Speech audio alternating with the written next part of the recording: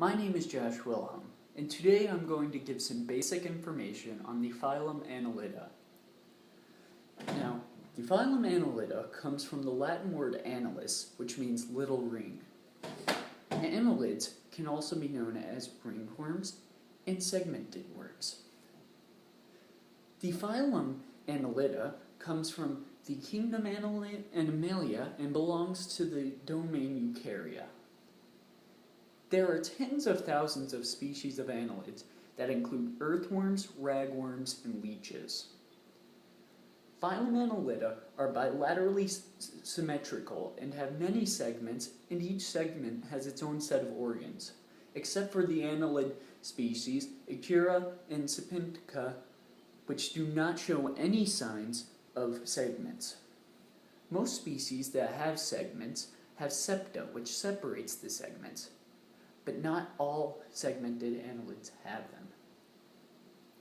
Phylum Annelida get their food from dead plants and animals, and have one gut and gut opening where the food goes through after obtaining the food from decaying plants and animals through the soil, and then they excrete the waste, and the waste provides the soil with nutrients and helps the soil with soil fertility.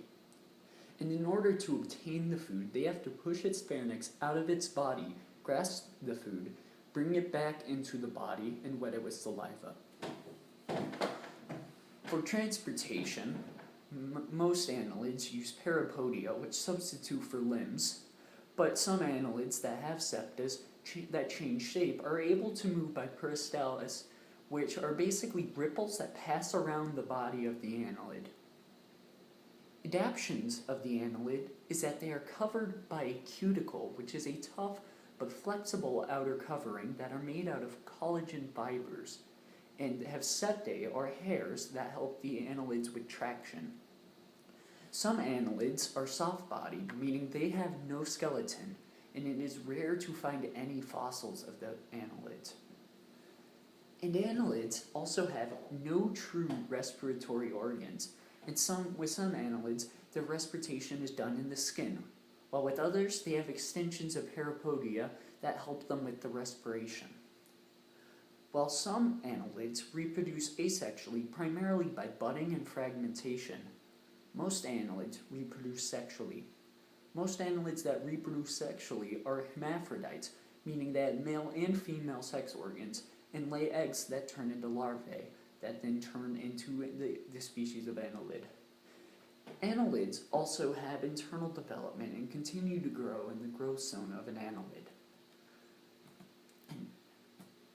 Phylum Annelida are known to live in many environments, including marine environments like tidal zones and hydrothermal vents, freshwater environments, and in moist terrestrial environments, and aquatic annelids make up around 1/3 of the bottom-dwelling animal species in coral reefs and tidal zones. While many annelids have segments that have an identical set of organs, they share a nervous system and a brain, which forms a ring around the pharynx, also known as the throat. And their nervous system starts with two cords that are attached to the pharynx that go to the brain, and then form around the rest of the body. Annelids also share a circulatory system and a gut, so they are interdependent. While some annelids help the environment with soil fertility and keeping the food chain in place, terrestrial annelids have been known to be invasive in certain situations, and that negatively impacts the environment. That is all the basic information I have today about the Phylum Annelida. My name is Josh Wilhelm, and I am signing off. Goodbye.